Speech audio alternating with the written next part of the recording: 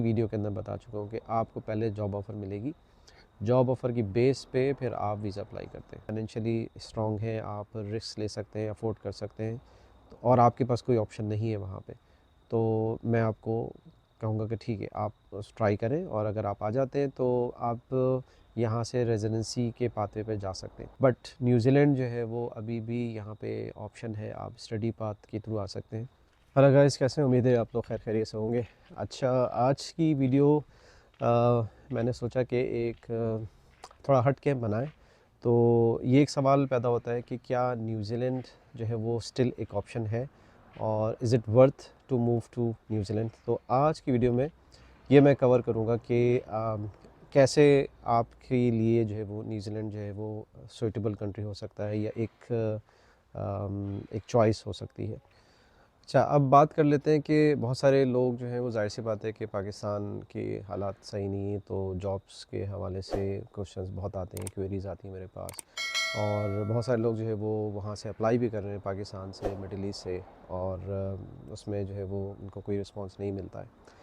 और दूसरा है कि स्टडी के लिए भी ज़ाहिर सी बात है कि हर एक के पास इतना अमाउंट नहीं है और इट्स नॉट वेरी ईजी।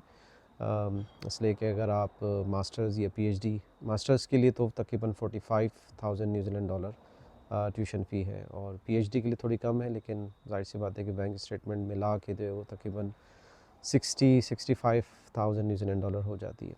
तो अब इस सिचुएशन के अंदर ये सारी चीज़ें कैसे पॉसिबल करें और इज़ इट वर्थ कि इतना पैसा आप खर्च करके आएँ और यहाँ पे आपको क्या चीज़, मतलब उसके रिटर्न में क्या मिलेगा। सवाल बहुत वैलिड है, बहुत लॉजिकल सवाल है।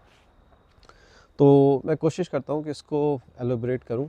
देखिए, सबसे पहली तो बात ये है कि अगर आपके पास कोई चॉइस नहीं है, आप जहाँ रहते हैं और वहाँ पे आप इससे भी ज़्यादा बैड कंडीशन में, यानी कि आप, होता है ना कि आपके पास कोई ऑप्शन नहीं है, तो you are just going to try this option और आपके पास पैसा भी है, आप अफोर्ड कर सकते हैं, रिस्क भी ले सकते हैं, आपकी एज कैटेगरी भी ऐसी है, तो उसके हिसाब से तो मैं आपको रेकमेंड करूँगा कि ओके, गो फॉर इट। अगर आप रिस्क ले सकते हैं और उसके लिए एज ग्रुप, जैसे कि अगर आप 30s में हैं, मिड 30s में हैं, तो मैं कहूँगा कि ठीक है, रिस्क लिया जा सकता है और आपकी फाइनेंशियल कंडीशन भी अच्छी है।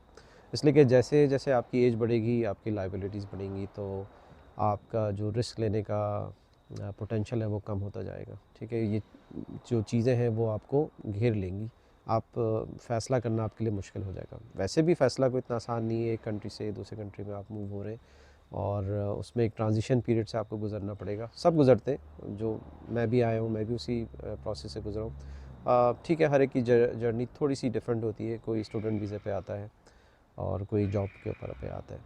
तो चलें, हम एक केस लेके चलते हैं कि अभी जॉब पे जो आने वाले हैं या जॉब के लिए जो ट्राई कर रहे हैं वो कितना पॉसिबल है, यानी कि इसको प्रैक्टिकल पॉइंट ऑफ व्यू से कहें कि कितना प्रैक्टिकल है। तो देखिए, ऑनेस्टली स्पीकिंग, जो जॉब की कंडीशन है इस वक्त न्यूजीलैंड में वो तो अच्छी नहीं है, बट मैं अक्सर अपनी वीडियो में यही कहता हूँ कि कुछ सेक्टर ऐसे हैं जहाँ पे जॉब की स्टिल रिक्वायरमेंट है, तो आप उसके अंदर अप्लाई करें या अगर उसमें आप फॉल करते हैं तो आपके चांसेस हो सकते हैं। आप सुन के हैरान होंगे कि रिसेंटली आईटी, नेटवर्क सिक्योरिटी में या साइबर सिक्योरिटी के अंदर, उसमें कुछ लोग पाकिस्तान से या इंडिया से डायरेक्ट उनकी जॉब लगी है।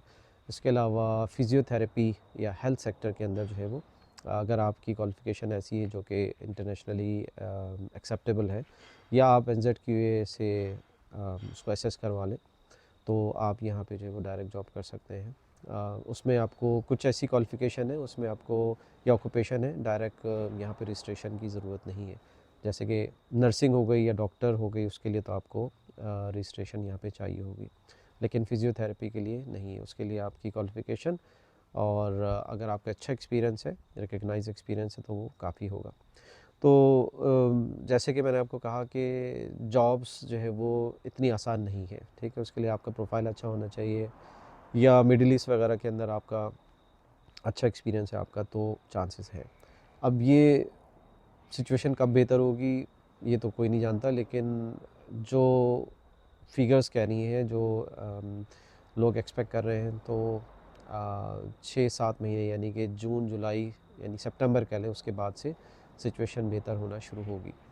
तो उसके बाद जो है वो आप ये कह सकते हैं कि हाँ जॉब की कंडीशन कुछ ऐसी होगी कि जिसके अंदर आप अप्लाई करें तो आपके चांसेस होंगे। बाकी है कि रोज़ी तो है वो हर एक का नसीब है, तो आप अप्लाई करते हैं, हो सकता है कि आपका कोई चांसेस लग जाए। एक क्रेडिट एम्प्लॉयर वर्क वीज़े की बहुत मिथ है, लोग ऐसा समझ रहे होते हैं कि वीज़ा यहाँ पे मिलता है या वीज़ा ख़रीदा जाता है। एजेंट्स भी इसमें बहुत सारे जो है वो पाकिस्तान में या इंडिया में मिसलीड करते हैं। तो बहुत सिंपल है, उसके अंदर मैं काफ़ी वीडियो के अंदर बता चुका हूँ कि आपको पहले जॉब ऑफ़र मिलेगी, जॉब ऑफ़र की बेस पे फिर आप वीज़ा अप्लाई करते हैं, ठीक है ना। तो उसमें कोई पैसे देने की ज़रूरत नहीं है, क्योंकि आपसे पैसा चार्ज कर रहा है जॉब के अगेंस्ट जो है वो पैसा अगर कोई चार्ज कर रहा है तो वो इलीगल है यहाँ पे, ठीक है। तो ये तो हो गया जॉब के हवाले से। अच्छा, अब स्टडी का क्या है? अब स्टडी का भी यही है कि अगर आप फाइनेंशियली स्ट्रॉन्ग हैं, आप रिस्क ले सकते हैं, अफोर्ड कर सकते हैं, तो और आपके पास कोई ऑप्शन नहीं है वहाँ पे, तो मैं आपको कहूँगा कि ठीक है आप ट्राई करें, और अगर आप आ जाते हैं तो आप यहाँ से रेजिडेंसी के पाथवे पे जा सकते हैं। तो उस हवाले से आई थिंक ऑस्ट्रेलिया भी काफ़ी डिफ़िकल्ट हो गया है। ऑस्ट्रेलिया में भी जो है वो अभी आप स्टडी से रेजिडेंसी पाथ इतना आसान नहीं है, मुश्किल है। और कनाडा की भी न्यूज़ ऐसी है कि वहाँ पे भी काफ़ी इश्यूज़ हैं। बट न्यूजीलैंड जो है वो अभी भी यहाँ पे ऑप्शन है, आप स्टडी पाथ के थ्रू आ सकते हैं। और उसमें मैंने काफ़ी वीडियोस भी बनाई हुई हैं, इसमें पीएचडी स्टडीज़ है, मास्टर्स है। पीएचडी का जो है वो एक अच्छी बात ये है कि फ़ीस कम है, और आप जो है वो अपनी फैमिली के साथ आ सकते हैं, बच्चे भी आपके यहाँ पढ़ सकते हैं। मास्टर्स के अंदर भी सारी फैसिलिटीज़ हैं, बट मास्टर्स में जो है फ़ीस ज़्यादा है मास्टर्स की।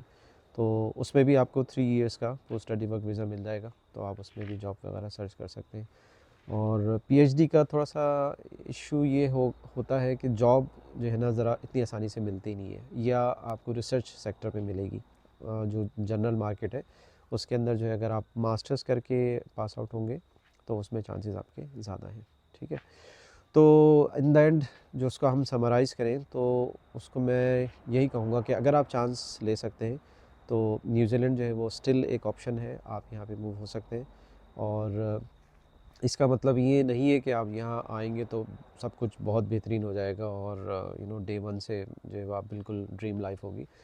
शुरू के अंदर जो चैलेंजेस होंगे आपको जो है वो काफ़ी हार्डशिप से गुजरना पड़ेगा। और इन द एंड जो है वो ज़ाहिर सी बात है कि 2-3 साल के बाद फिर जो है वो आप सेट होना शुरू होते हैं, आप सिस्टम को समझते हैं कि यहाँ पे एक्सपेंसेस कैसे हैं, कैसे चीज़ें वो मैनेज करना है, ये सारी चीज़ें। तो आई होप कि मैं इस वीडियो के अंदर कुछ समझा सका हूँ, कुछ बता सका हूँ। अगर आप समझते हैं कि आपका कुछ और पॉइंट ऑफ व्यू है तो कमेंट सेक्शन में लिखें, मैं बिल्कुल जो है वो I love to hear from you guys. और इससे मैं भी लर्न करता हूँ, it's a continuous learning process. तो चलें, वीडियो जो है वो काफ़ी लंबी हो गई है, तो वीडियो को यहीं तक रखेंगे। वीडियो अच्छी लगी हो तो लाइक करिएगा, शेयर करिएगा, और अगर चैनल नहीं सब्सक्राइब किया तो वो भी कर लें ताकि मेरे आने वाली वीडियो आप देख सकें। तो मुलाकात होती है नेक्स्ट वीडियो में। Take care.